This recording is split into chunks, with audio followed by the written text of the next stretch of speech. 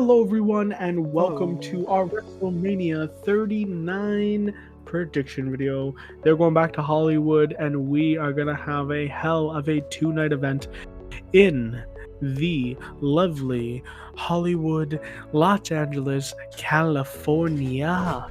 Oh my god, my favorite WrestleMania I remember watching as a kid was like WrestleMania 24 or 20 something, and it was the WrestleMania Goes Hollywood. The commercials, loved it. And now current day WrestleMania, now that I'm growing up, it's going, I can't. God bless you, Triple H. This is going to be so much fun. And I've actually been like, recently got back into wrestling, and I've been like paying attention to these storylines and just everything. Again, we are wrestling fans. We've been watching it as very young little laddies, watching wrestling, playing video games, watching movies, and that's what this channel is about, as we talk about it. We've been doing it for years, and here we are making content about it. And that's the thing, guys. If you guys haven't seen our most recent prediction video, we talked about NXT Stand and Deliver, which will be on the same day as the first night of WrestleMania on April 1st. And you guys can see that on WWE Network and on Peacock. So check that out and definitely let us know your guys' predictions down below. What you can also find down below is all of our social media accounts. We have a card that has all of our social media accounts. You have to press what you guys want to go to and you end up there.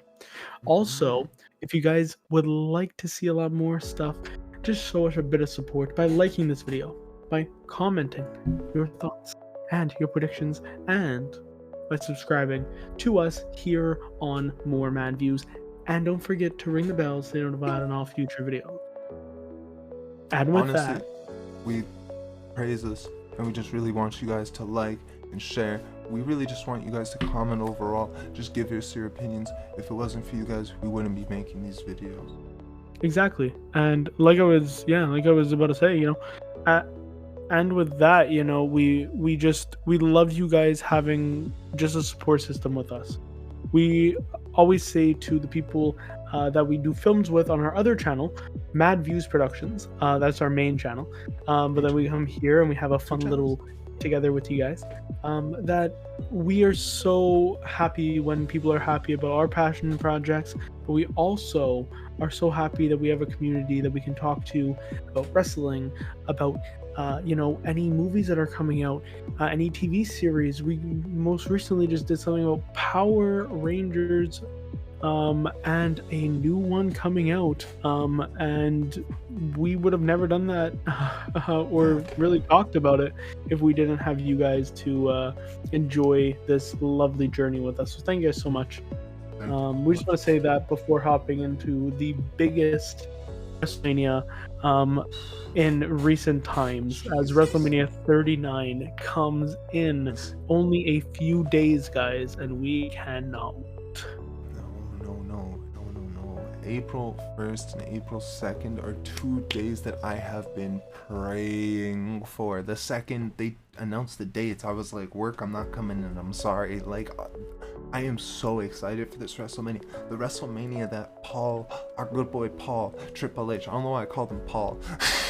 God bless Triple H though. That man made this WrestleMania such a great event. Honestly, I can't wait to see it, and I can't wait to see your predictions, Matthew. And again, comment your predictions down below. And with that, why don't we hop into the lovely predictions?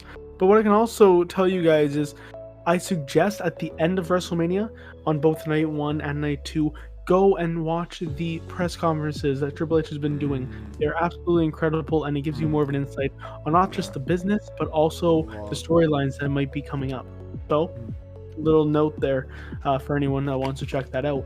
But what a lot of people are going to be checking out is these amazing matches that we have planned for WrestleMania 39. So we're going to start off with what we're going to be thinking is going to be a part of the first night and the second night. Now, it's not in any order, but we're just going to blast through all these matches. Obviously, we don't want to make this too long, guys. This could be hours long because we have so many matches to get through. Let's hop in to the tag team matches first. And why don't we start with the guys? So we have a big showcase, as they're calling it, with the Street Profits, Montez and Angelo Dawkins.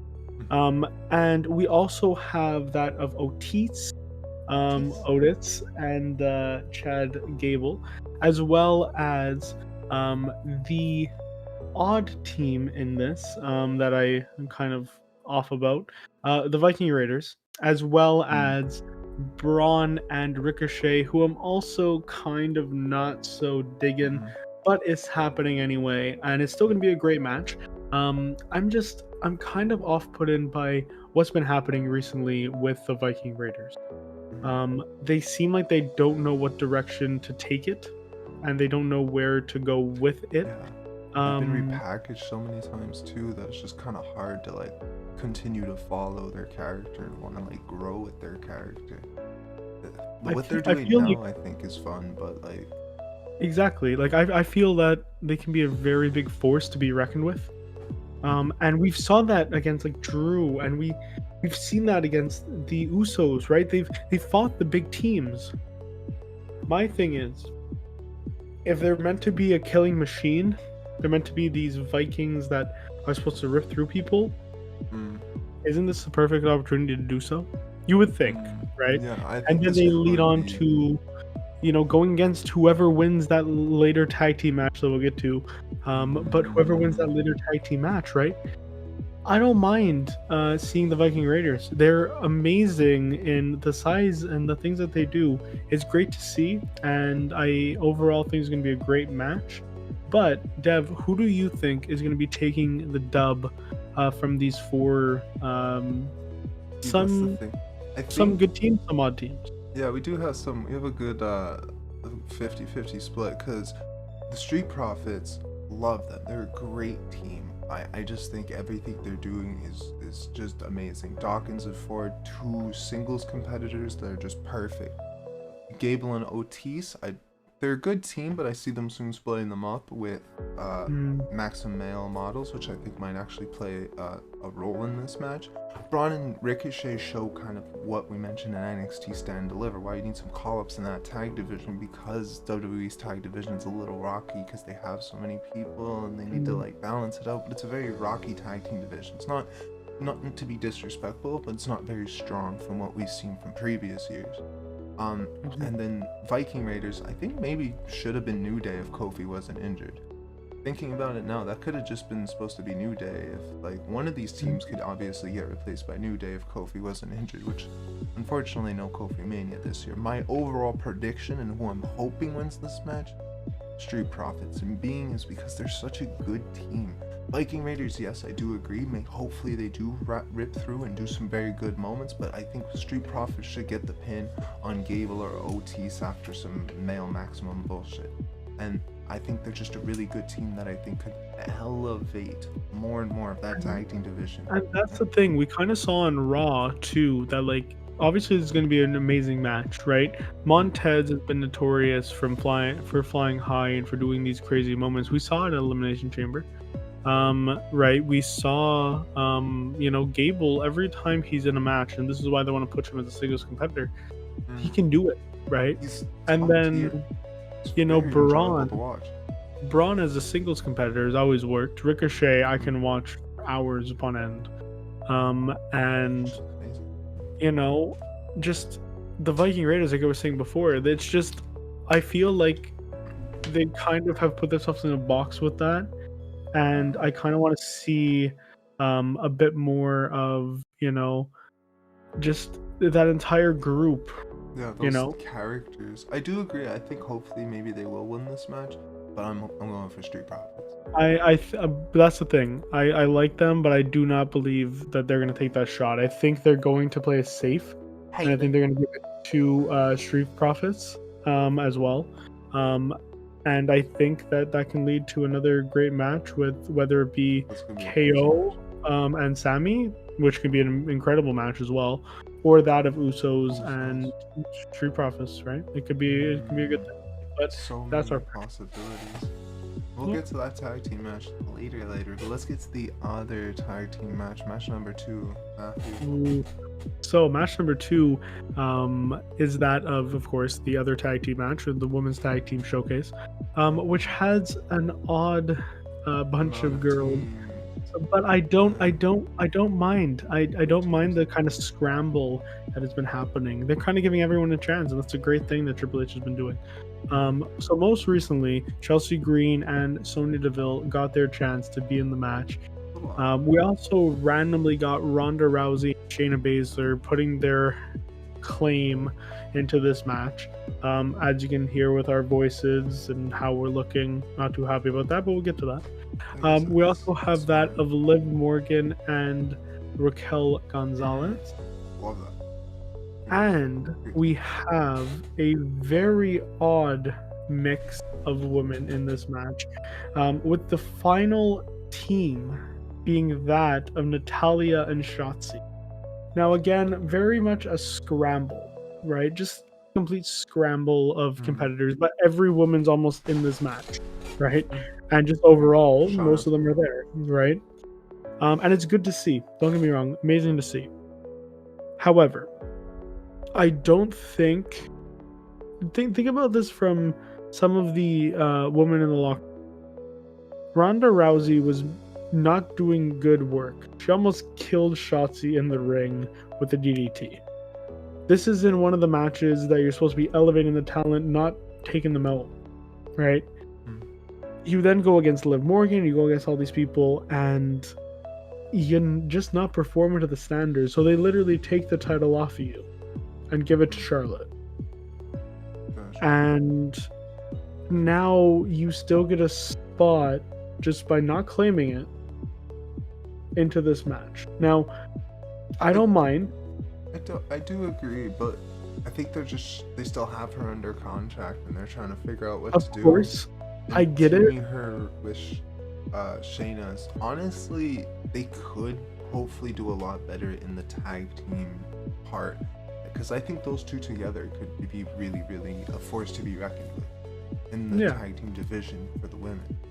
I agree, but you also had someone come back that was putting in the work beforehand, before she was misused and taken off TV. That of Piper Niven. She's still there, right? You still have that of Michin and Candice LeRae and these women who have put in the work but have gotten nothing from it, right? There is a lot of talent. They lost the match against Sonya and Chelsea Green on Monday Night Raw. But you guys do have a very vast women's roster. Everyone in that roster is incredible. No, I do agree. I also question, like, again, like Shotzi and Natalya is a weird team. You could have definitely did something there instead. But again, I can understand it. But with Chelsea Green and Sonya, I was curious where Carmella was. I thought that'd be a 3-woman thing. That's it. So Carmella was kind of, I think they might be doing something with Chelsea Green and Carmella. Seems like they're trying to be a tag team in itself, and I feel like that could work. I also feel that this new thing with Sonya can also work because the complainers, right? It definitely can work. And I don't mind them just throwing all of them together. Chelsea Green's an amazing talent, and I love this whole new Karen thing that's happening on Raws. It's hilarious to see.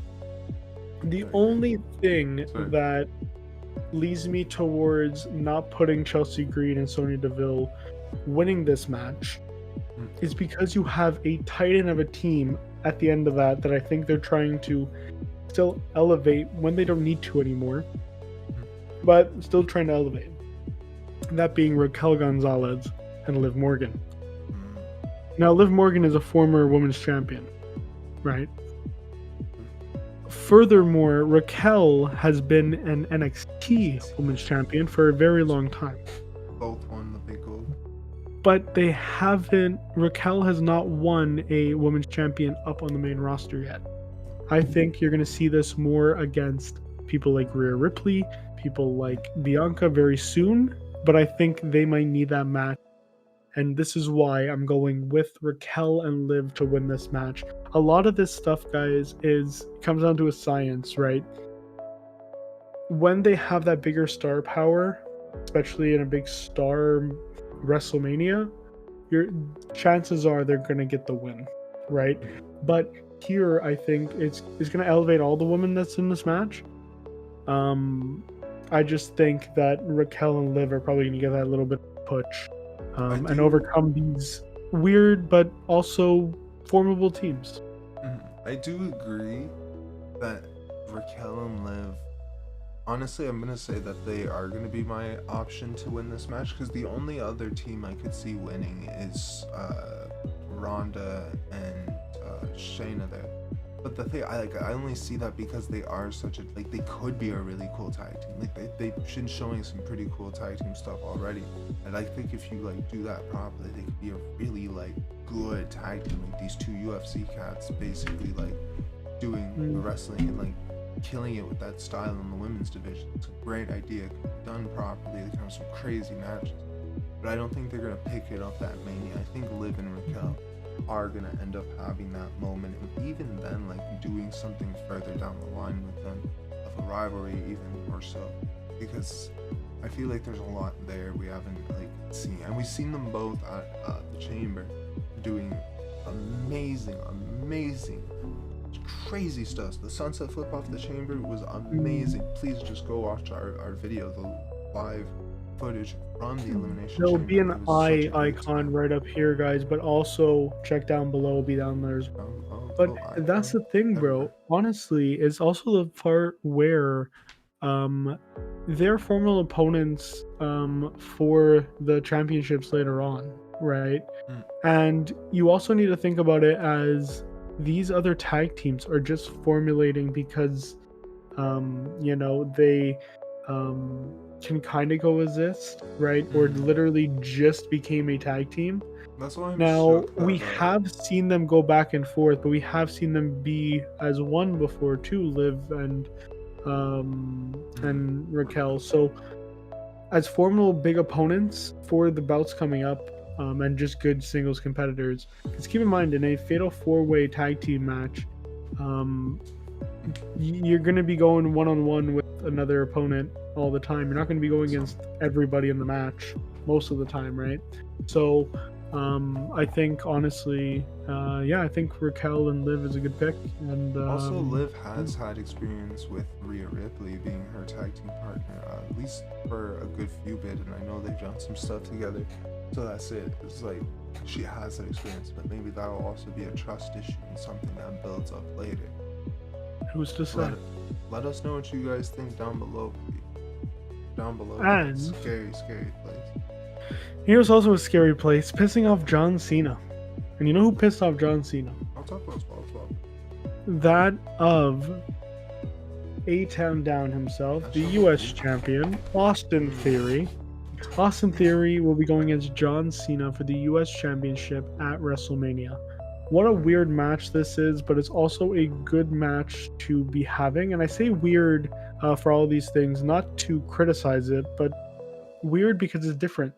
And it's good to see different in WrestleMania nowadays. Where you're like, this is not a match I needed, but I'm glad it's happening. And I'm glad to see that Austin's potentially getting his dues, right? Austin has a very weird trajectory, just like John Cena did, where, okay, this is the man we pick or might pick. He seems like a prodigy. It's ironic, right? The prototype, right? The blueprint, the whatever you want to call him, right? The outline. Austin's had that, right? He's a prospect trial, right?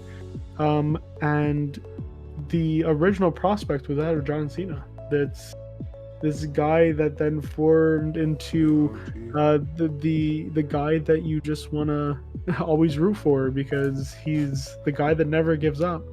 And it's like the ultimate babyface. That's why you're going up. Good guy. That's the thing, but you hate Austin Theory, right? You're meant to hate Austin Theory. Nobody enjoys Austin Theory. And he's like this almost like prodigy, but he knows he's a prodigy. He's like the prodigal son, right? And I feel like this one's almost too easy to predict.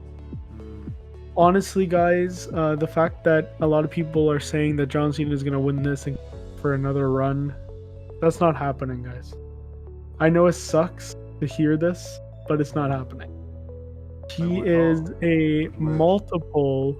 Of course, I would wish too. I would love to see John Cena back for another run. Reality is, though, guys, and I hate to be the bearer of bad news, but he is now Hollywood. It's ironic that we're in Hollywood and we have a Hollywood actor there, but he's now Hollywood. That's why I Meaning, put him on the bill. he goes to do Peacemaker, he goes to do Fast and Furious, he goes to do these big blockbuster hits. And as much as I love John Cena and says I'm back here for professional wrestling, he is when he comes back on April 1st, and then he leaves. And maybe not right after, because of course we have the Raw after Mania, but not long after that, he leaves. And he pays his dues. He has a great match with potentially Austin Theory, and then he'll come back eventually. And I think either next year or the following year, you're going to hear about him potentially being in the Hall of Fame. Overall, John Cena has paid his dues. He doesn't have to do it again. He's just passing the torch on to Austin Theory. And the only way to pass on the torch is for Austin Theory, for me, as my prediction, is to have Austin Theory win against John Cena. That's the unfortunate thing. Is we all know that Austin Theory is gonna win. I'm just more curious on the how Austin Theory is gonna win. Because Cena, yes, he could win, he could come back, but I wouldn't think he would be. He has his own shit going on. He's most definitely just coming here for exactly what you said, put butts in the seats, you know. This is gonna be a good match too. Don't get me wrong. I think that Cena will end up pulling out some pretty crazy shit that we haven't seen from him before.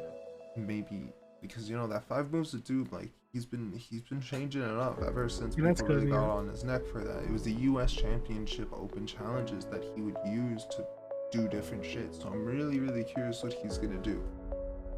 With that being said, though, we all know Austin's gonna win. It's just that how is Austin gonna win? What's that's the thing. Happen? And I feel like this could be one of those groundbreaking predictions, but I think honestly he's gonna give the honors to Austin. And I think Austin's kind of gonna be yeah, I deserve this, and still attack Cena. He's still a heel. Keep that in mind, right? And keep that in mind that he doesn't need to prove anything, right?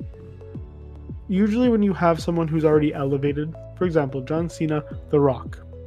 Just use that as an example. John Cena didn't have to win or lose, right? There was still going to be honors there from each person, and you cheer each person. Some people would cheer people, some people would cheer the opposite person. Here, we know who the definite face is and who the definite heel is, right? We still can use that. John Cena being yeah, you know what? You won it. Great job, bud. This is, you proved yourself. And then Austin being you know what? Didn't need to. Right? Thank you. But also, screw you. I didn't need you. Didn't you do that? Don't need you now. Right?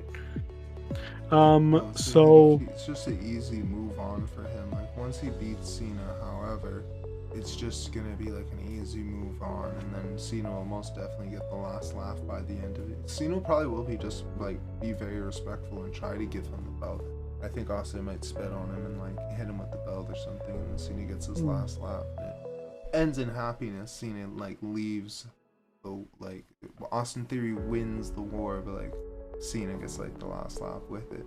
But no, Austin Theory is most definitely a piece of shit, and we'll do something fucked up at the end, if not even just throughout the whole match, because that's just it. That's just Austin Theory. And that's it, guys. We feel honestly Austin Theory is gonna pick up the win.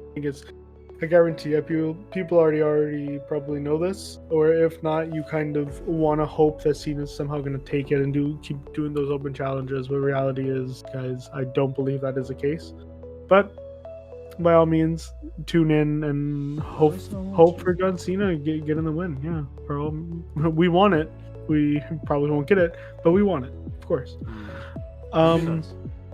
Speak about something that we got, but we didn't really ask for, but I'm glad we're getting it, is a triple threat Intercontinental Championship match between Gunther Sheamus and Drew McIntyre, the Scottish Warrior, the Celtic Warrior, and the Ring General himself, all clashing at WrestleMania 39. And this is going to be, as they like to call it, a banger.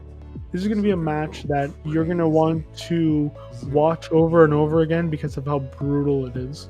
Because these guys are beating the holy hell out of each other.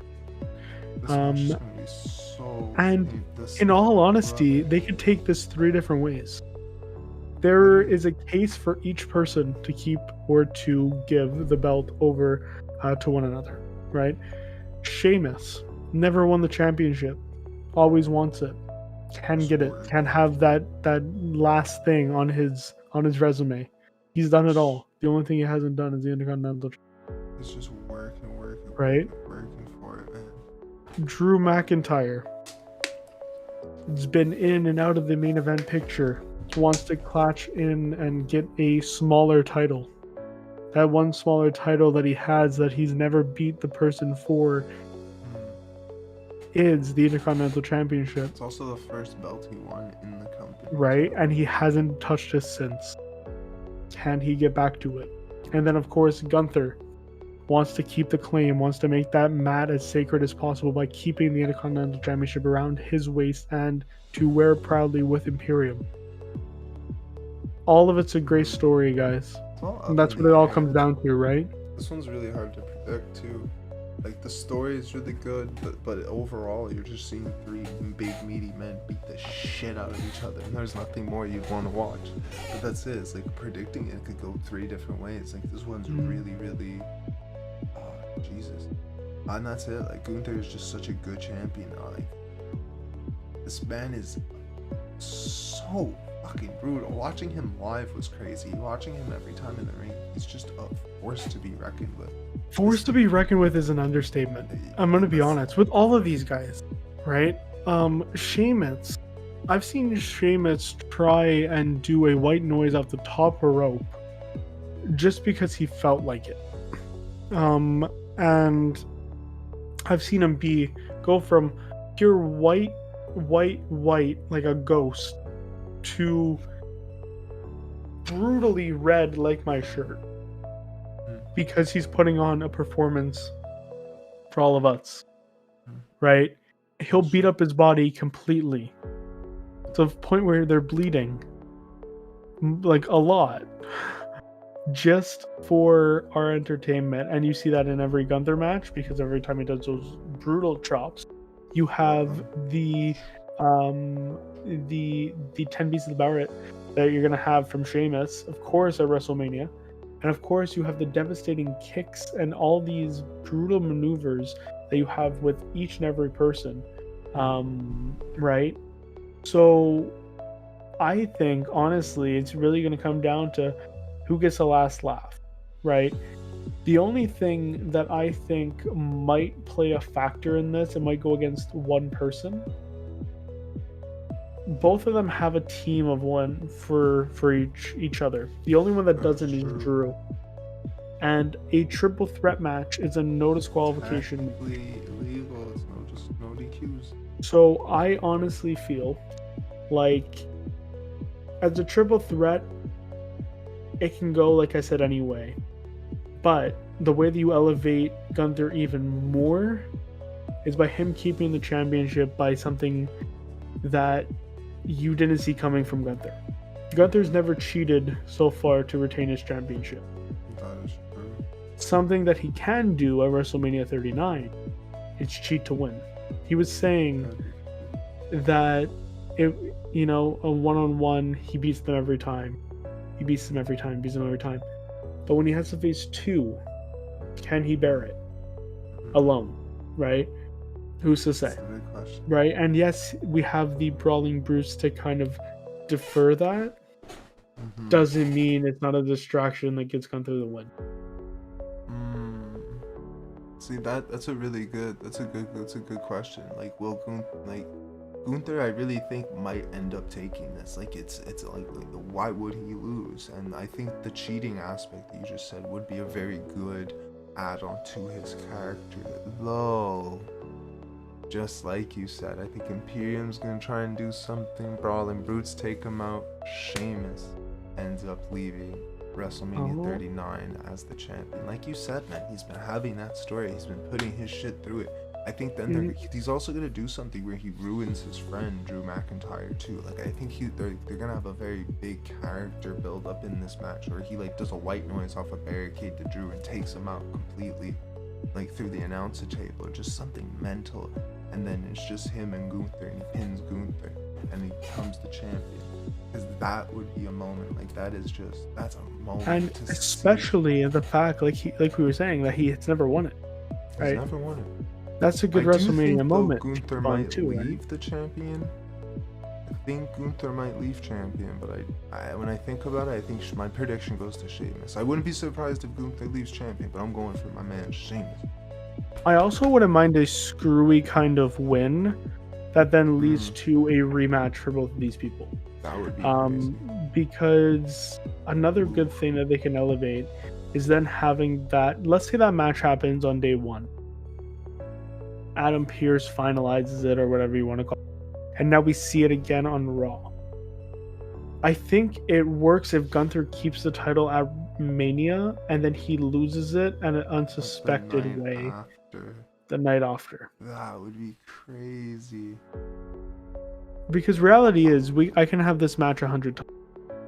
This is a prize fight, as they call it, where you wanted to see it for a long time and now it's here, and you'd pay good money to watch it again. Just the idea of this match being a three-way is crazy too. I don't think they're gonna do that angle where Gunther wins and then ends up keeping it, but he is such a cocky kind of guy like that. He would do some shit like that where he's like, let me fight them again, I'll beat them again, and then loses. I could see him, like, he doesn't even want to do this triple threat, and then if he wins it, then he'll be like, I'll do more triple threats. Like, that'd be also a really good part for his character. There's really good evolutions for Gunther to win this match. And that's like the part where I'm saying it's hard to predict it because there's so many. Drew, like I said, it can literally go three ways. It's just another win for him. It's not like it's just another belt for him. It's just another stab in Sheamus's back. Maybe Sheamus beats him for the belt is what they're gonna go for, but even then, like, just give it to him at Mania. Have him have that moment where he holds up the belt in the middle of the ring, everyone just cheering and crying. I think that would be beautiful. Honestly, what do you guys think? Again, still, like we said, let us know, guys. Sheamus, Drew, Gunther, it can be anybody. Let us know what you guys think. I'm thinking Gunther, he's thinking Sheamus.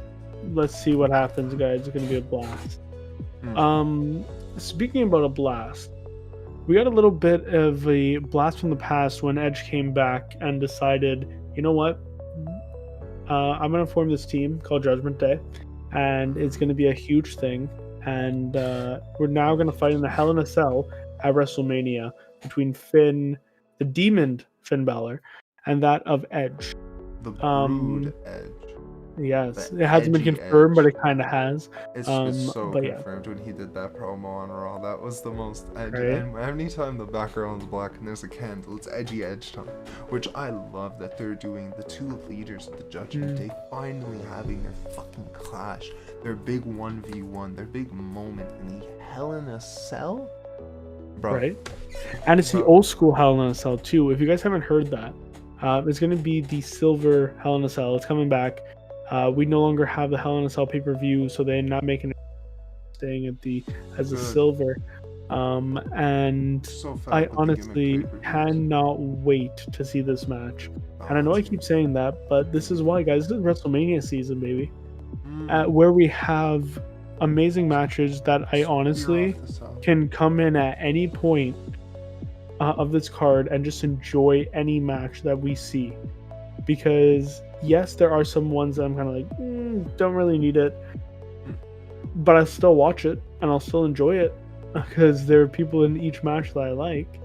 That's exactly it. And it's medium and they're stepping it up. And that's the thing with Edge and Finn. These are two Goliaths when it comes to WWE, right? Edge, Hall of Famer, been doing it for so many years. Now has kind of had this rebirth and had shaped this new era with this new band of brothers and sisters in the Judgment Day. And it's made Rhea escalate, it's made Finn escalate, it's made Damian escalate, and someone who we'll talk about soon, yes, Dominik Mysterio. And we'll talk about him and Ray very soon. But that's the thing, guys. He's elevated, and he's just created more. And my thing is, how do you really make Finn overcome and really be the leader of the Judgment Day unless he beats Edge? The OG, the creator. Right? That's the thing too. He has The to only- defeat the man. The only issue is, though, Edge also has had such a rivalry with these guys and has lost most of the time. Which is why my prediction for this match is Edge takes it clean. He wins against them, but you're going to see Damian definitely come out, right? Damian has nothing else. Damian's going to definitely play a factor. Dominic's going to have his own thing to deal with. Ray's going to have his own. He's on purpose. Yeah. Rhea, excuse me, but they're going to have their own things to deal with. So I only think Damian may come out. But I think this is going to be a brutal match. Edge and Seth had an amazing match. This is going to be about that same craziness, I think. Finn is an amazing competitor, and when he is the demon, it's even more brutal and more crazy. And if Edge can bring in that edgy side, like you were saying before, and actually bring in these chairs and do these good chair toes, it's been a storyline. Bring it in, right? Bring in tables, bring in these things, and you're really going to make a star out of Finn, and you're really going to escalate a Hall of Famer in the next couple of months. We know that Edge is not going to be doing this forever, but I think this is going to be a good win for him at WrestleMania 39, right before potentially his last WrestleMania coming up on WrestleMania 40. See, that's the thing is with this match, it's another one just like the last one. It's kind of hard to predict. It's kind of hard to say who might win this match because Finn. This is a thing. Like as you've been saying, your points with Edge, don't get me wrong, are beautiful. I think another run with Edge would be great, all the way to WrestleMania 40. Maybe have him pick up the belt. Maybe have him do another run with the belt. That'd be great. He even says he's been striving for gold since he came back when he fought Austin Theory in Toronto on Raw. He said, "I'm striving for gold and I can't wait." But you have the demon. You have Finn Balor, the man who has to beat the OG creator of the Judgment Day to finally take that perfect form of who he needs to be, and then Finn Balor, continues to raise. Because here's the thing, I would agree that Edge wins this match, but it does nothing for Edge. I mean, yes, it does. It obviously accelerates him, but overall, we know Edge is a winner. We know Edge is a big man. He can do these things. He has been losing to the Judgment Day as of recent, but Finn Balor would need this W more than Edge does. Think about it into our WWE GM mode that will soon be coming to this channel, where you can hire legends, and they are there for a good few bit. Edge is a legend. He is a Hall of Famer.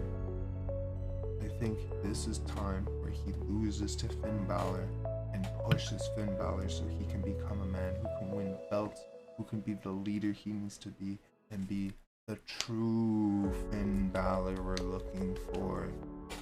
I mean, I very much hope so. I think overall, it's kind of there's a lot of student meets master or prodigy or legacy or just a lot of these like one word things, themes that are ingrained into this spectacle that is WrestleMania this year.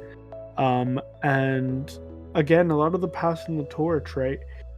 Edge created something amazing with Judgment Day, and he didn't get much of a time to kind of nurture it before it was taken out and changed. It was switched from his vision until Finn came in and then basically screwed up everything, right? And now it's culminating into this match. Like we said, it can go either way, right? My thing with Edge is that emotionally, right? He's lost so much, and Beth literally fucking chair toed in front of him, and he's been not getting that out of his mind. He's been going insane, right? He's now brought up the Brood.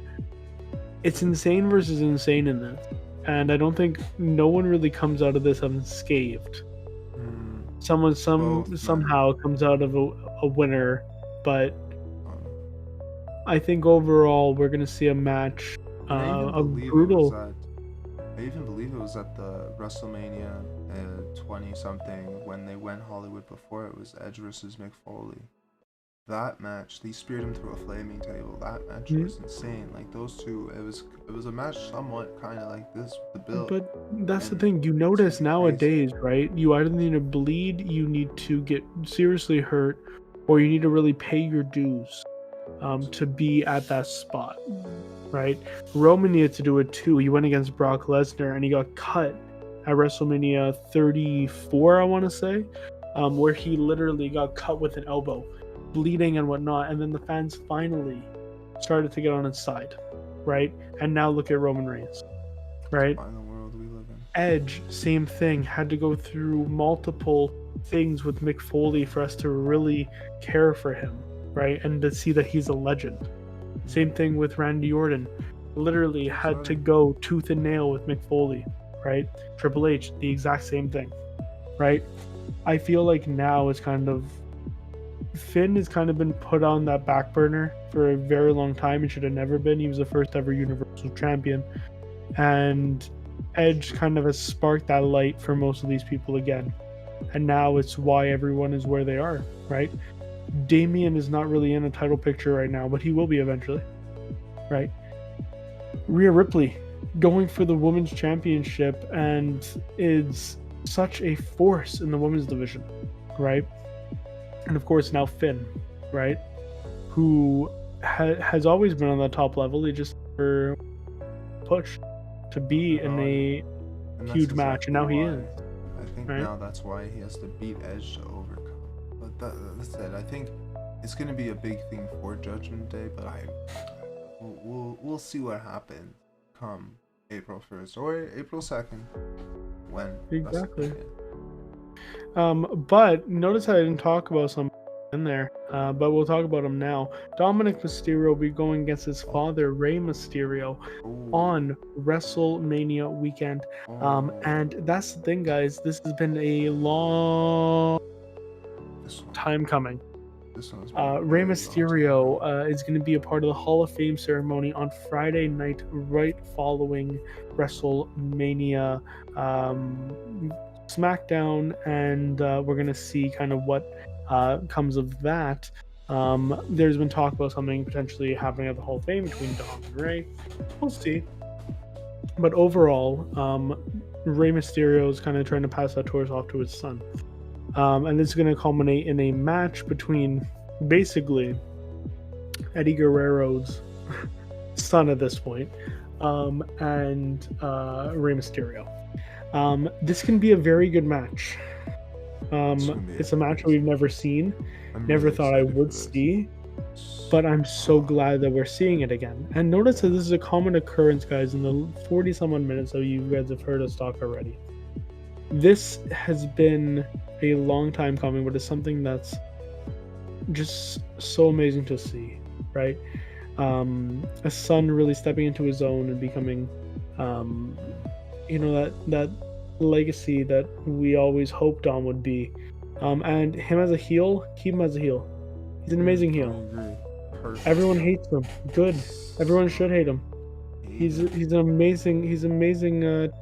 And got booed. We told him to, we use the F word, and he did leave. He literally left, and right. Dom just likes to play, and I think overall with Judgment Day they've allowed him to play a bit. They've allowed him to be the character that he's probably wanted to be for a very long time, and I'm so glad that they're doing this. But I think it's safe to say, and we'll glance through this one very quickly, it's very safe to say Dominik's going to be winning this match. Rey Mysterio has his moment on Friday. He's going to be in the Hall of Fame. 100%. I don't think that they push Rey. There's no point.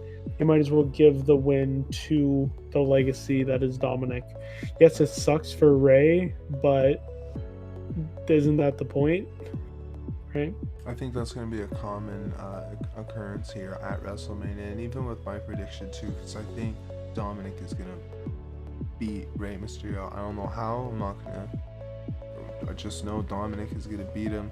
They're probably going to do a little shake and hug thing at the end.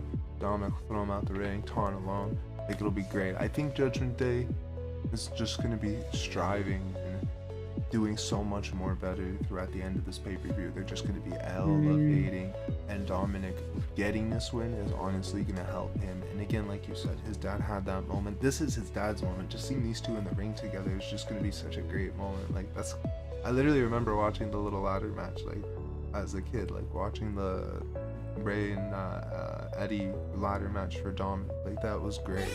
Like, it was such a fun storyline, and that's why, like, I'm super excited for this match. It's really a blast from the past, because we haven't seen Eddie in a very long time, of course, with him passing. But I remember the whole custody for Dominik thing, and so much fun. Now looking back at that, now looking where it is, it's like, what an amazing historical piece to see now, right? Him stepping into his own and basically being old school Eddie, right? Eddie used to be a prick, right? With China, guys.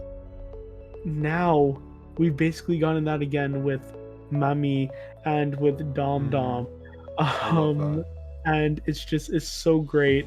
And they need to just keep doing what they're doing because it's working. And so, talking about blasts from the past, we have that of Lita, Trish, and Becky Lynch taking on Damage Control here at WrestleMania 39. And it's not a match I needed. Again, I tend to keep saying this, and I know. But overall, not a match I needed. Is it kind of a C-type match? Is it kind of like something that we've always wanted, kind of a dream match? Kind of, but not really. I like Dakota, I like Io, I like what they're doing with Damage Control, I love Bayley, I love Becky. The overall 6-man tag thing didn't really need it. You know what I mean? I would have loved to see maybe potentially, Bayley going against either Trish or Lita. I haven't seen that. Right, if Trish is coming back, we could potentially have Becky and Bayley versus Lita and Trish. Didn't mind that either, right?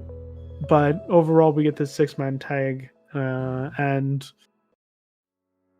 I think if we're bringing back legends, I think overall those legends need to, right? We have these women tag team titles, and they're trying to elevate stars. It works. Right? Kind of, but it works. And obviously we're gonna have more of this Damage Control stuff. My thing is, you brought in Damage Control to then bury them at WrestleMania. Basically what's happening. Because after this, the storyline's done, right? So where the hell did Damage Control go? Right? Are they going to terrorize someone else for not a title? Okay, well now they're back at the top, right? But yeah. That's why I don't think Damage Control is going to leave WrestleMania as the losers. I think they're going to end up beating Lita and Becky. Because here's the thing. Lita, not to be rude, but I don't think could do like a weekly road schedule. And then now think Lita and Becky versus Liv and Raquel. Yeah, it sounds fun, but I would rather, like you said, a 1v1. Right? This is not for the titles. This isn't for the titles? No. But then even then, you're just burying Damage Control. Like, there's nothing for it. Why is this not for the belts? That's a little silly. But that's it. Is you're just kind of like burying Damage. Like, it'll probably end up being a moment for like Trish, Lita, and Becky all in the ring, whatever. It's gonna be super fun. But the moment is just having the match, like that first ding ding, like you just like the stare off with Rock and Hogan. Like, we all remember it because that was the moment. It's not the winner at the end and the ding and the like for Sheamus. Yes, that's his moment. But the overall moment for this is just having this match. And I think in the end, Damage Control should win it, and I also think it should be for the fucking belt. That's the thing. I just don't like this match. I'm not a big fan of bringing in legends just to... is just how they're gonna have the legend, especially if they're doing it at in Hollywood. I have a funny feeling they're gonna be doing. Not to be rude. I get Edge and Ray don't count as legends. Well, I mean they do because they're Hall of Famers. So there's 4 legend matches like in this pay-per-view, and this is, again, I just think like all the people who aren't legends should be winning. It's like, I don't know. But also think of it as the women's evolution for a minute, right? You have Becky, you have Trish, you have Lita. That's already something at a WrestleMania, right? And then if Bayley kind of swallows her pride for a couple of seconds, they no longer have Sasha Banks as one of the 4 horsewomen. What do you think happens? The other 2 are there in that match, right? And this is kind of the only moment they really, besides that tag team match. This is why I think overall, they're probably just going to go with that. And for Evolution, I think Damage Control should win. Though now with your statement, I think it would be interesting if Becky turns on Damage Control and then teams with, if Bayley turns on, too many B's. If Bayley turns on Damage Control and then teams with Becky, that would be interesting. And then those 2 are the tag team champions. That would be fun. But if you want to evolutionize the women's division, like I get now Lita and Trish can actually wrestle as wrestlers, because back then it wasn't like very much so. Like they were, but have Damage Control win. Let's elevate them. We have to do more. Like, you can't just throw them under the car. Like I get heels are meant to lose, but I guess we'll see, guys. Again, like we've been saying in every match. Only our predictions. What do you think? Just what we're thinking. But let us know. Another really odd match that I didn't think I needed, but I'm actually very much looking forward to seeing what happens in this match, is Omos versus Brock.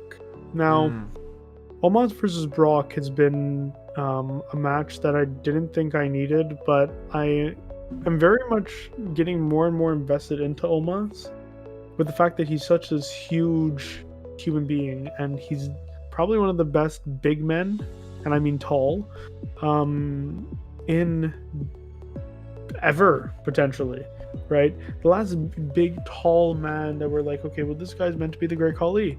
The Great Khali was very slow in the ring. Yes, he was a spectacle, but Omos can move around, and you have him going against the biggest combat fighter ever, and the next big thing, this beast incarnate, Brock Lesnar. And I think overall, Omos needs to win more than Brock does, right? Brock never needs to win another match. He's perfectly fine. And I think that if they're trying to elevate Omos, make him a monster. 5 legend matches. I mean, Brock's kind of like contracted all the time, but that was the 100%. Like he needs to be done just coming in and destroying people. He needs to come in and like lose to someone. He has been losing. And I recently. think Omos is one, like you said, one of the ones that are kind of like Great Khali, but he's gonna take over that stature and now be the better version of what he could be. MVP's a great manager. Omos is a very enjoyable wrestler. The little way off they had was very fun. Every interaction they've had has been a little moment that I've been enjoying, and I can't wait to see the moment they create at WrestleMania. Exactly, and that moment being an F5 potentially, right? That's already a WrestleMania moment in itself if he lifts him. F5 on that big guy? Jesus. And, we haven't seen them really scrap yet, really trying to lift each other up. So cannot wait to see that moment in WrestleMania history on WrestleMania 39. But I think overall, this is a pretty cut-dry one. I believe Omos takes the win over Brock. And then Brock probably does the heel thing, even though he's a face. And we still want to see Suplex City. I would like to see heel Brock back, please. And we just put Omos through a table again, right? Like he did with Bobby at Elimination. He's a face? He low-blowed Bobby. Yeah, he's still a face. Because technically, Bobby was at a face. What's a face? Someone say heel anymore? Am I right? What's a face? Technically, Bobby was a heel during Elimination Chamber, but Who knows Just anymore? saying. I don't know why Who this match isn't Bobby versus Brock. Like, he literally low blowed you. Like, That's why. That's why it wasn't they even the match. It want to wasn't make it even a done. bit different. Silly, But that's the silly. thing, guys. Bobby has his own thing on Friday Night SmackDown. Maybe they'll cross paths again. Who's to say, right? I'd be down to see it. Hopefully. You never see it. Let us know what you guys think. Omos and Brock. And then we hop into another match, but not of big proportions, but of viral proportions. One that we're going to see people jump high and crazy. We're going to see Prime flying everywhere. And Do I still have my Prime, by the way? we do, because I didn't finish guys, that. Yes. you're going to Saved it for see Mania. next upcoming videos, we magically have Prime. How did we get that? Why are we so important? Who's to say? I'm But not anyway, telling you my will dealer. I'm not- no. I'll let you. Yeah, maybe you guys need to subscribe for us to tell you. That's what happens. But overall, we're gonna have Logan, Seth frickin' Rollins at WrestleMania, and I think that Logan has paid partially some of the dues so far. He's been an incredible viral sensation since he first stepped into the WWE. When he says that he's been born for this thing, I kind of start to get it. He has been doing some incredible things recently. And of course, him being trained by Shawn Michaels, definitely that helps, right? But him doing the thing with Ricochet, him putting over Roman at Crown Jewel, right? That was an incredible thing, right? Him just kind of, well, I mean, he tore his ACL in that match, continued like a true professional, and just continued the match. And he did that very early, apparently, after the Buckshot Lariat that he did. He tore it.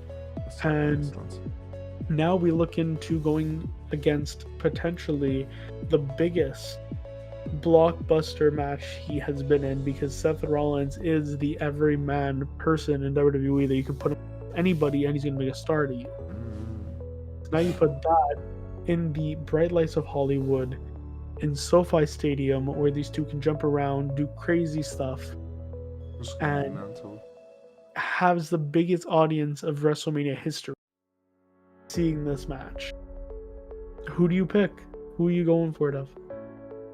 This match is just, it's, I personally don't, like, I get it, Logan Paul, cool, he's wrestling, he does do some cool things, he does grab my attention sometimes, but here's the thing, I'm going for one person specifically for one reason in this match. I'm going for Seth Rollins because he constantly is on Raw, he's constantly wrestling, he's constantly doing something, he's always out there.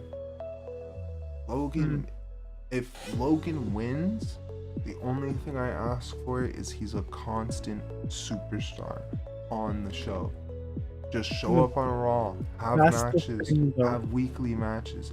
That's the thing, because the story they've been telling, and this is why I'm just playing devil's advocate as of right now, but by him not being on TV, right, they've kind of made this storyline over Seth Rollins being the homegrown professional wrestler that came into our business, that has been into our business, and has just always paid his dues.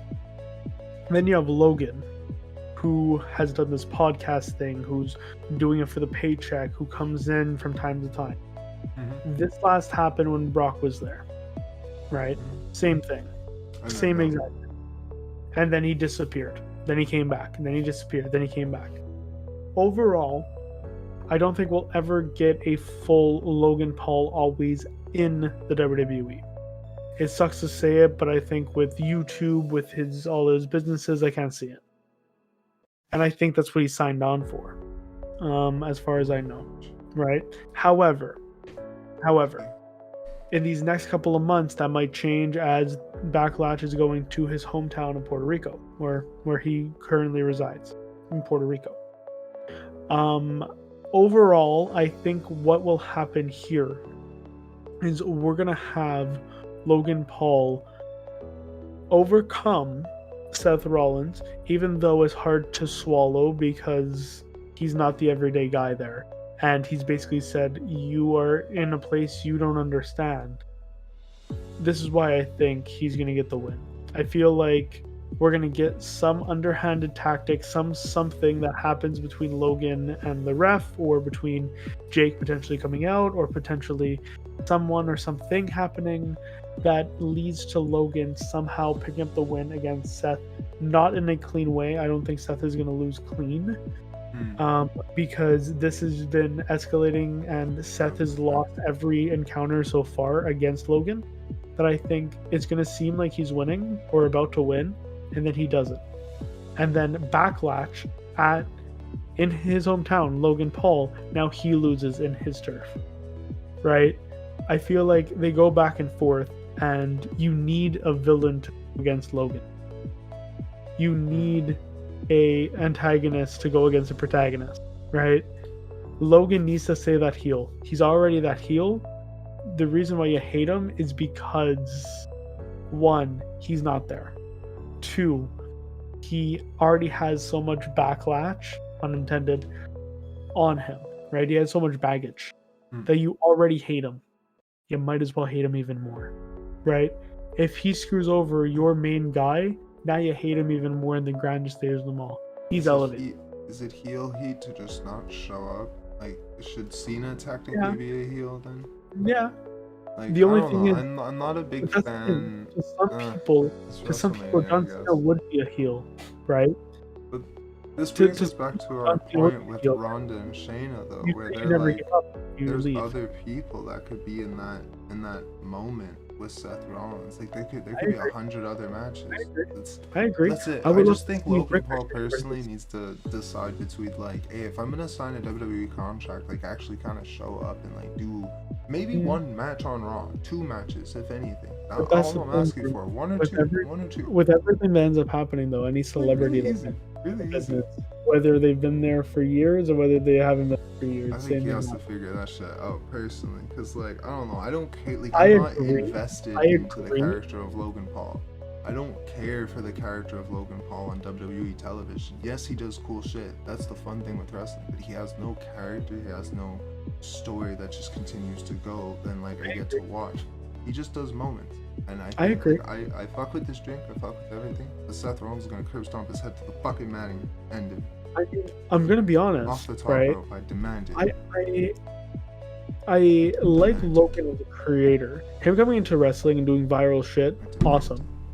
Overall, if you would have told me Logan was going against Seth Rollins a year ago, I would have laughed in your face. And I would have been like, there's no goddamn way he... My only thing is, how it seems like right now, it gives him more views, it gives him more money. More people tune in if Seth goes against Logan and Logan wins. More people that don't watch wrestling watches for Logan. That's what they're seeing. All they're seeing is dollar sign, right? So that's why he comes in and randomly just leaves, right? It's an attraction every time he comes. Now, overall, do I find that works or makes sense? No. I hope that overall, once he does all this boxing stuff that he's been talking about on all sorts of platforms, once he does that, stay committed to the one thing. WWE is a huge business, worldwide business, that needs your attention 100% of the time. And if you're not there, people are going to be asking why. And they're going to be for your head, right? The Miz, for example, right? He was doing this reality star thing, and he had to pay his dues. So does Logan. Will he pay his dues in this? Who's to say? Let us know what you guys think. I think Logan. Dev thinks Seth. We're going back and forth today, guys. Stand and Deliver was pretty clean cut and dry. This one, not so much. But yeah, speak about clean cut, but not so dry, because there's usually mist in some of her matches. Asuka will be going against Bianca Belair for the WWE Raw Women's Championship, and this is pretty clean cut. I think overall, Bianca held the title for a very, very, very, very... I don't mind it. I like Bianca Belair. She's going to steal the show again. She hasn't lost at Mania. And this is something that is great to see, but also something that is notorious for Asuka losing. Asuka lost against Charlotte at one of the WrestleManias not too long back, and since then she hasn't really elevated to that same stardom. That's true. It's all about elevation. I think now is the time to retake that shot. We're already painting a lot of champions new, it seems like, right? Everyone's kind of had that shot, or will have that shot coming up. And I feel like Asuka needs to take the title from Bianca to now have Bianca rest. Bianca's been doing this for way too long, right? Be holding that title and to be never letting it go, and going against Becky and everything happening with Becky, and then doing the whole thing with Bayley, and then that whole thing, right? She's literally went against everybody, but she hasn't went against Asuka in a big match like this. And I think the only outcome, if you're making Asuka this Kana, this killer, do it. Pull the trigger, pull the hair, and get the win. I really hope Asuka wins. I really My like gut what they're feeling doing. though is this might be the one title that doesn't change. I 100% agree though, because that's the thing is I mean Austin Theories too, to be fair, and maybe the Intercontinental, we don't know. But with this one, I really when I think about it, I really want Asuka to win. Like the fan in me wants Asuka to win. I just love her story, the character that she's been creating, the Elimination Chamber. We've seen her win that. Like I would love to see her pick it up, but unfortunately, I think Bianca. My prediction, if I was to bet money on this, I would say I think Bianca's gonna end up leaving WrestleMania 39 as the champion, just because of the crazy dominating reign she's just been going through. That's the thing, right? It's been so long that you're kind of your gut's telling you one thing, but your heart wants something else. At this point, do the undefeated streak with her too. And give her the undefeated streak at Mania. I don't think they need to continue that. At Mania, they're gonna give her the undefeated. She's gonna be undefeated at every Mania. No, but we can't. We've had that. We don't need that again. We're gonna do it with the girl, bro. It's gonna be different. Think to go back to back, but it doesn't need to be a whole thing for me. Do it with the girl. It's gonna be different. It's gonna be great. Bianca Belair is gonna beat Asuka. I really hope not. I really want Asuka to win, but I can't. I don't know. I can't picture it. Unfortunately. I'm gonna stick to my gun. Between this match. I don't know, guys. We're gonna have a great time watching. Screen, but I say going for. But that's the thing, guys. I don't really care who wins these matches. Overall, these matches are actually going to be some amazing, incredible matches. It's going to be entertaining. We know Austin Theory is going to beat Cena, but I said before, it's the how. You can know the ending of a film, but the ending doesn't matter until you see the beginning and everything that leads up to it. Exactly. That's why these matches are just going to be so good to watch. And another match that I know Matthew does not give a shit about. No. This is a match I could really care less about. And this is Rhea Ripley taking on Charlotte Flair for the WWE There's a constant theme in SmackDown Women's Championship. There's a constant theme in this pay-per-view. I'm gonna be honest, guys. Again, I know the outcome to this match. But I also have like a feeling that something also might happen. It's a match I don't need. I've seen it. Don't need to see it again. That's why it's there. We didn't see Rhea Ripley as that badass bitch. Right. Charlotte Flair didn't really change at all, but Rhea Ripley is not a badass bitch. This is literally a heel versus heel match, which is crazy. But still, I like. Yes, she's now in different Rhea Ripley, but Rhea Ripley could have killed Bianca Belair, and I would have. Would you rewatch Sami Zayn versus Roman Reigns if they fought at Mania? Yes.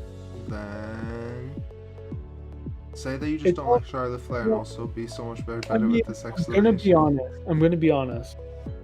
say you should like Charlotte doesn't Flair. impress me anymore. Me She neither. She's so tiring. I'm so used not to be rude. I don't like her she- attitude either. she used to, but now it's kind of like Someone told her she was good, and then exactly, and it's like now I'm that bitch, and it's like you're not.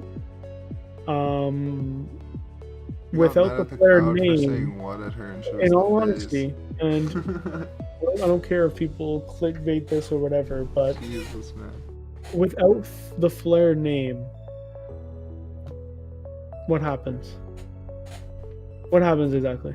If she was Because Charlotte before X, she was- bro, it would But be a whole before different anyone knew story. she was Charlotte Flair, she's but another person, right? It's not their first. And that's my thing. That's my thing. Even though she's a queen and she has this nice new, music, and I dig it, right? All hail the queen. It's nice. It's whatever, right?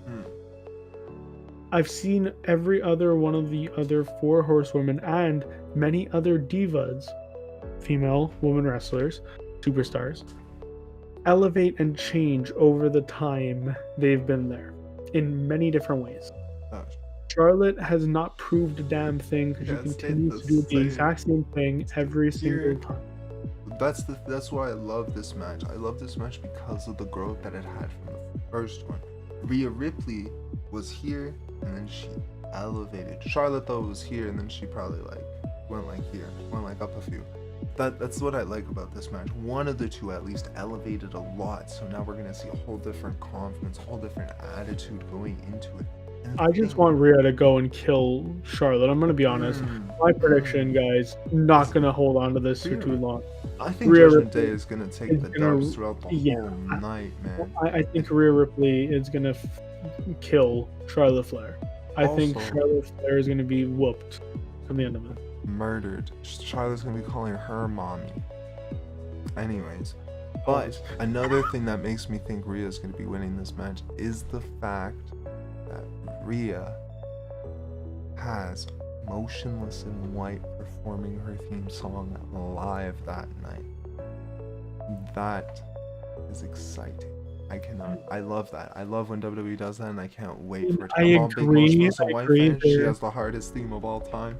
I can't wait, and I think that's I agree. That's gonna play a fact. Don't get me wrong. And Judgment Day winning all night. It's still a WrestleMania match. I'm just like, Judgment Day winning all night, man.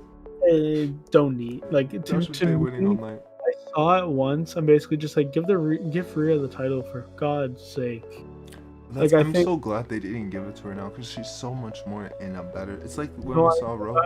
I'm saying now though. You know what I mean? Like now, I think is exactly. I feel like Bianca, but that's why I feel like they were hinting towards her and Bianca, and then it never happened. And then they were hinting towards her and Becky, and it never happened. And then Charlotte came back, and I was like, well, this needs to happen. It doesn't.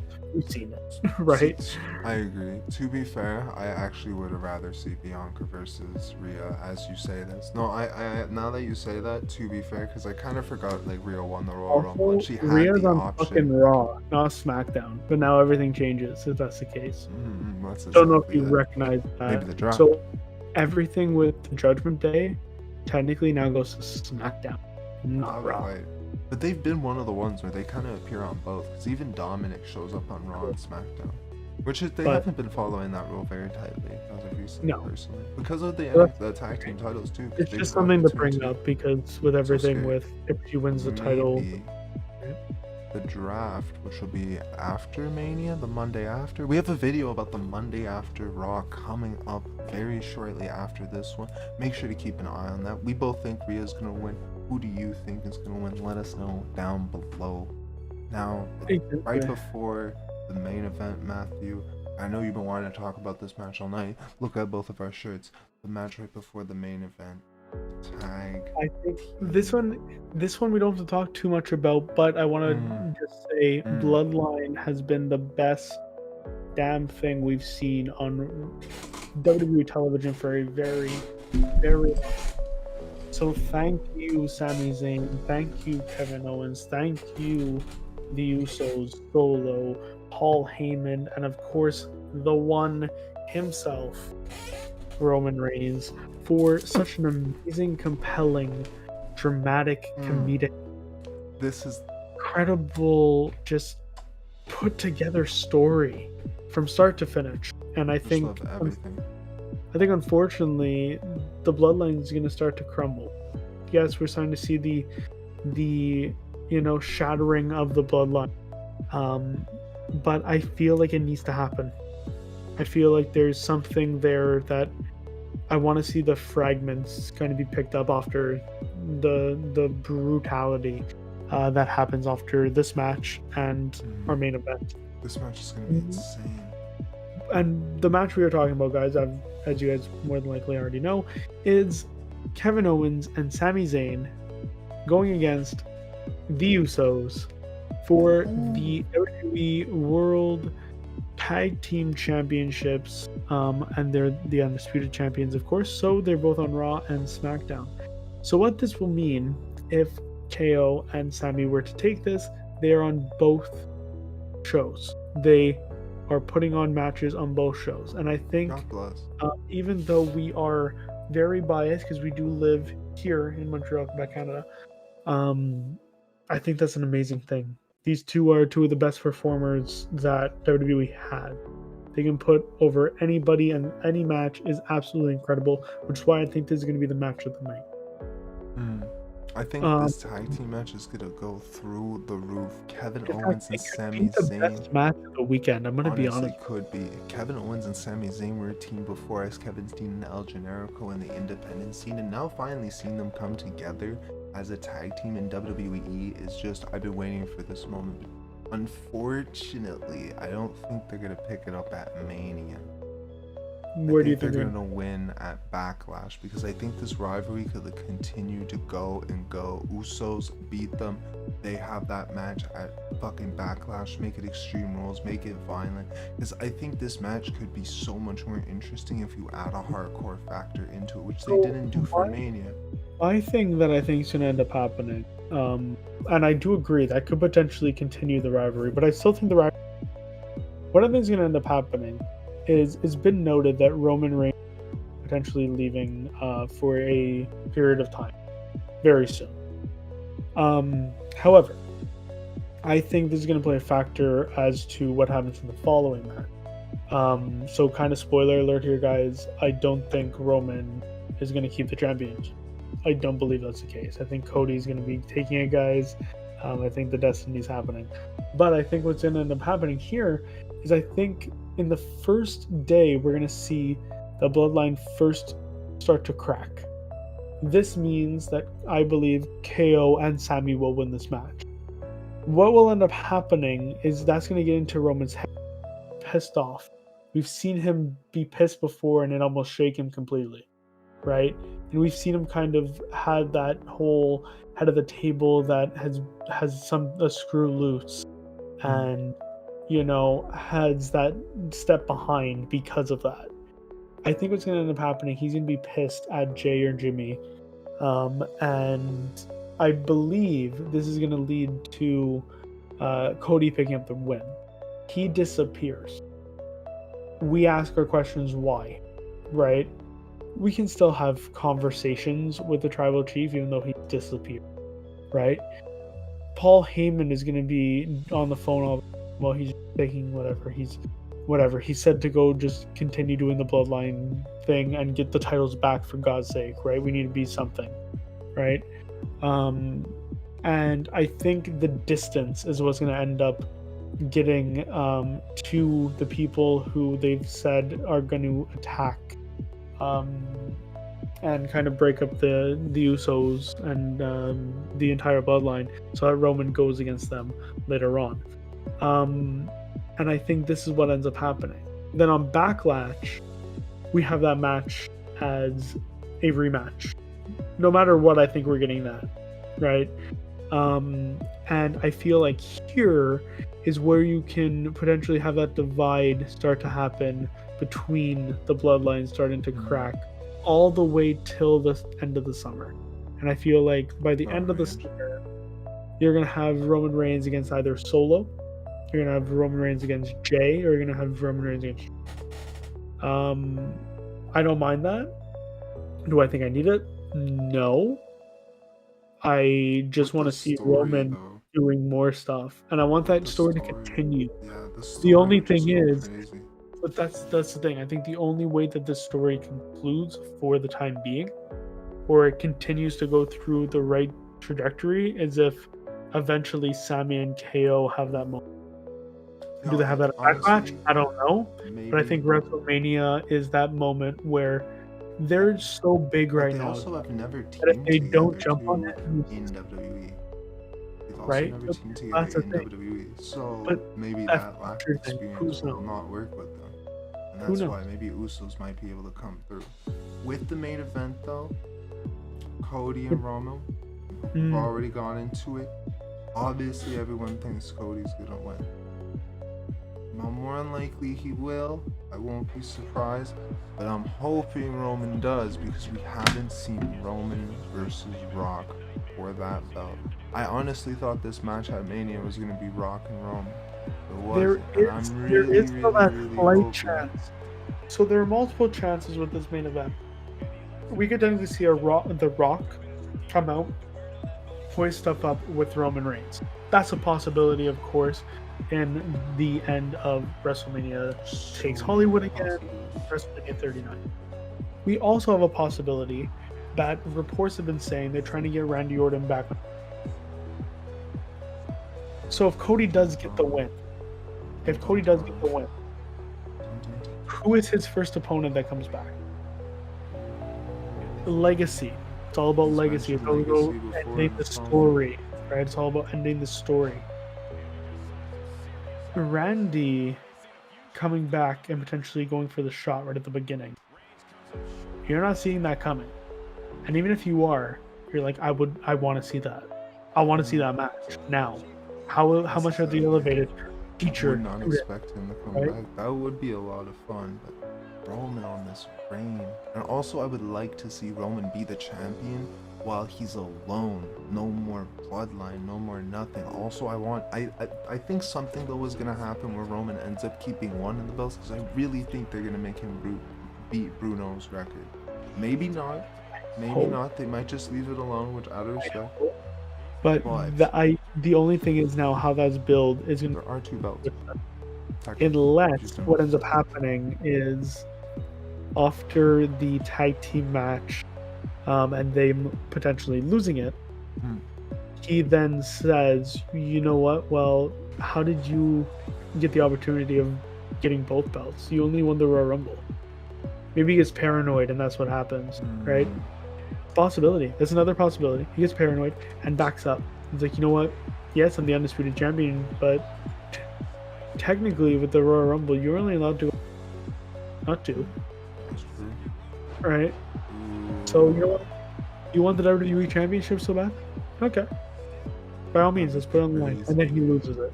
That'd be insane. But he still holds the Universal Championship. It's still a possibility, guys. That's why we're just putting all possibilities, all things. That's the thing. WWE is a place of possibilities. Expect the unexpected. You never know what's around the corner. This show is insane. And WrestleMania 39 going Hollywood is even going to be more insane. And we've been through suspended. Exactly, right? I can't wait. It's going to be an amazing weekend. And it's been an amazing WrestleMania week thus far, and I can't wait to continue it. But this is the thing, guys. It's been stupendous. It's been incredible. It's been wonderful. It's been all these huge, big things at WrestleMania. And now we hop into one of the biggest WrestleManias ever, right before their 40th anniversary, with WrestleMania 39 coming on April 1st and 2nd. And we've been through this close to an hour and a half with you guys to go through each and every match here on the MoreMadViews channel. So if you guys want to show us the support, a word of love, we would greatly appreciate it. Don't forget to like this video, to comment your thoughts and your predictions and everything down below. And don't forget to subscribe and ring the bell so you're notified on all future videos. As we have much more coming. Like Dev said, we have a Monday Night Raw after Mania little prediction, little review, little whatever really comes to mind. Review Mania will tell you our predictions for what Raw is going to show, but you'll have to wait and see. Make sure to predict though down below. See what you guys. We want to know what you guys are thinking. We also might want to go check out everything down below, guys, because like you said, all of our social medias are there, and we may be doing some things during that time. Who knows, right? We're gonna be watching WrestleMania both days, back to back. We're gonna be just loving what we're seeing. We're gonna be having some good food. We're gonna be having some good times. If you guys want to join us, there's one way to do so down below. Join the MoreMadViews family, and don't forget, guys, to see our vision.